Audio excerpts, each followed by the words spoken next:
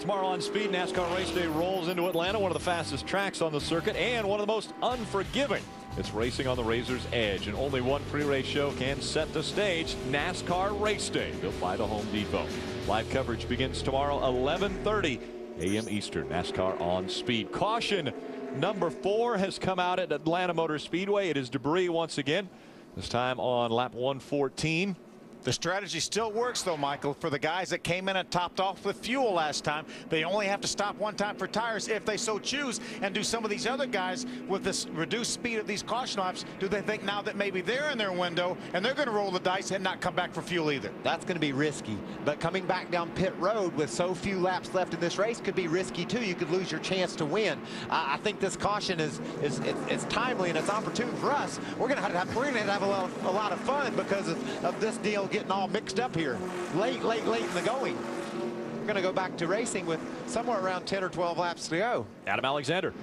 And we have already gotten one report that Mike Skinner will pit for tires. They will not come back for fuel. No word on the fuel for Matt Crafton, although they were thinking if it had stayed green, they were going to try and go the distance. He was in conservation mode. As you see him on pit road, middle of the screen now, his first trip this time. Tires, we'll see if there's a second trip down pit road, Ray. Down on my end, it's going to be tires and fuel for Ron Hornaday and Kevin Harvick, but not on the same stop, obviously. They'll put tires on this time, have to come back for fuel.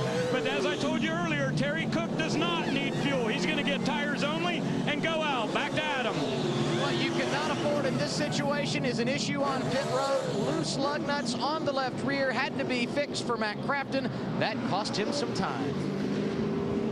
Ray? Big wedge adjustment for Kyle Busch. He came in third, went out fourth. They got tires on that thing. I don't know about their fuel yet. I'll try to get you an update. But some of these guys have to come back for fuel, and that's going to really jumble up the running order.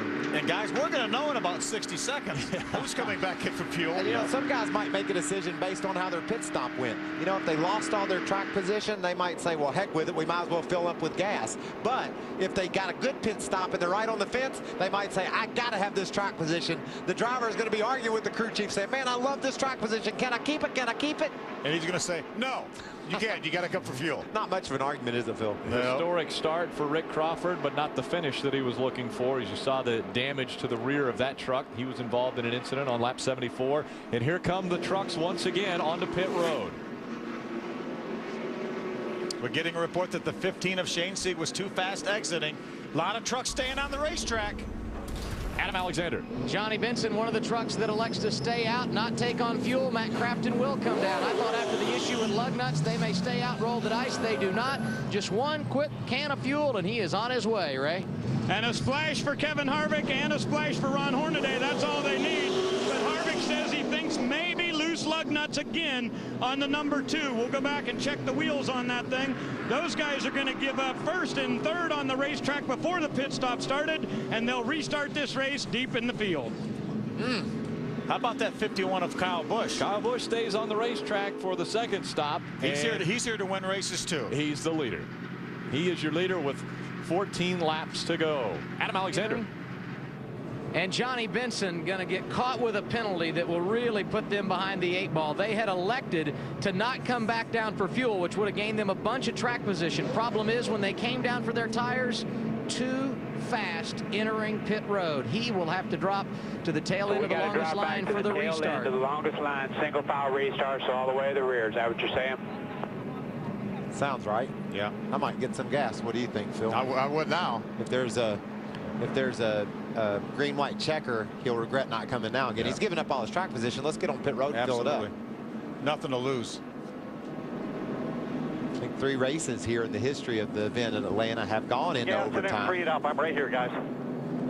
There's Johnny. He said, give me some gas and free it up. I'm going to start last. I got to have a little bit of help from you guys. 50.07. Speed limit's 50 miles per hour. 0.07. Got him.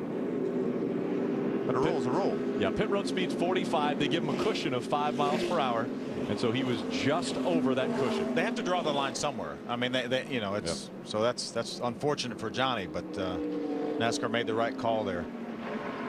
Red top on the back of the Miccosukee number 51 Toyota Tundra of Kyle Busch. He's led 27 of the 117 laps today, and now back out in front of the field after not coming down pit road for a second time, staying out on the second stop that some of the drivers did. The fastest truck here is 10th, though, right now. There's not enough laps for him to go from 10th to 1st, is there?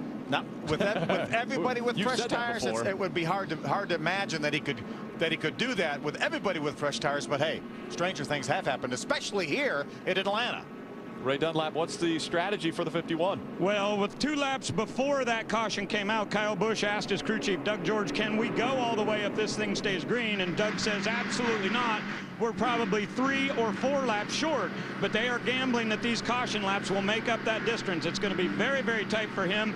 Terry Cook also saying they can make the distance here. So interesting strategy for 51. We'll have to keep an eye on whether he's got enough fuel to make it to the end. Adam? Brian Scott, who did not take on fuel there, came on the radio. He will restart 4th, and he said to his crew chief, Jeff Hensley, how will this thing drive with new tires and no fuel? Hensley replied, it will haul the mail. We'll find out if the crew chief is right. We're going green. I like what the crew chief is saying. I want my new tires with low gas. My truck's light, and I'm going to go to town. 12 laps of racing to go. Kyle Busch takes the green flag. Kevin Harvick jumped to the outside of his teammate Ron Hornaday and made that pass. And look at Terry Cook going around the outside of Kyle Busch. Did that thing sputter on the get-go, Phil? It looked like it sputtered. It looks like it's not up to speed. Now it's getting up to speed. Here comes Colin Brown on the outside, trying to take over second from Kyle Busch. Oh! Kyle Busch in front of it, but it's the 6 of Colin Brown that got turned around and hard into the inside wall. Boy, straight into that inside wall. Wow, just in front of this truck was the 51 of Kyle Busch. He had to have had some help getting around coming out of Yeah, two. they got all bottled up. When Terry Cook got on the outside of Kyle Busch, he didn't get a good run off turn 2. The trucks in 3rd, 4th, and 5th. Colin Brown, Brian Scott Skinner, those guys got all wadded up. And somebody got into the back of the 6 truck and sent him to the inside. Boy, and this is really going to hurt Kevin Harvick because Kevin was back in 10th on that restart. Needed these green flag laps. Let's see what happened here. You see Kyle on the inside. You can see how slow Cook is off the turn. Colin gets right up on the back of Terry Cook, hits him, and then bam, Brian Scott hits Brown in the back and sends him to the inside wall. Just straight. Look at that safer barrier. Thank goodness for that safer barrier on the inside wall on the back stretch. Even with the bad start, a huge break for Kyle Busch. You saw what happened, Rick. Look at that truck fly up in the air. You saw the 25 truck not get a good run off too. Yep. The 6 of Brown ran up on the back of Terry Cook, and then the 16 of Brian Scott didn't really know what was going on. He just had it hammered down. You see Terry wiggling there. It looks like he got a little bit loose and then seized up just a little bit. Brian Scott, really, you can't not fault him. He just touched the back of the 6 of Colin Brown, turned him around. Hard contact in the inside wall.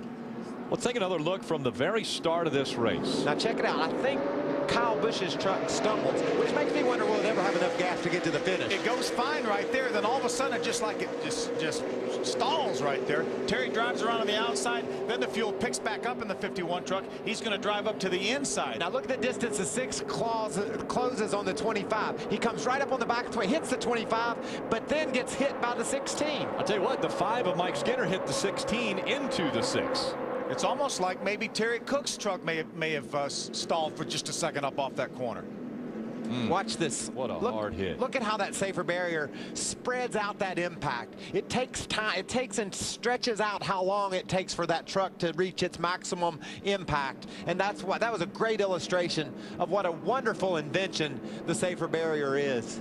And how about the front end of that truck crushing in, so it absorbs some of the blow. Watch this now.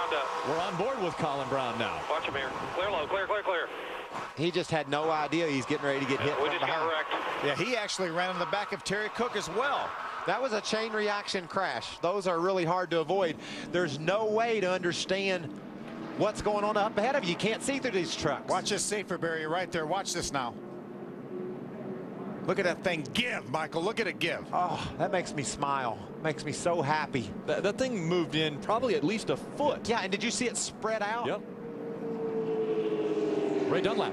And guys, it was not a fuel issue for Kyle Busch on the restart. They have no third gear in the transmission, so that's going to be a problem for him as we go back to green each time. So Kyle Busch worried about that. He also came back on the radio and said, when the caution came out, I was definitely ahead of the 25. They need to relook at the tapes. We should be the leader here, but no third gear for Rowdy. And remember, I'm sorry, Ray. Adam?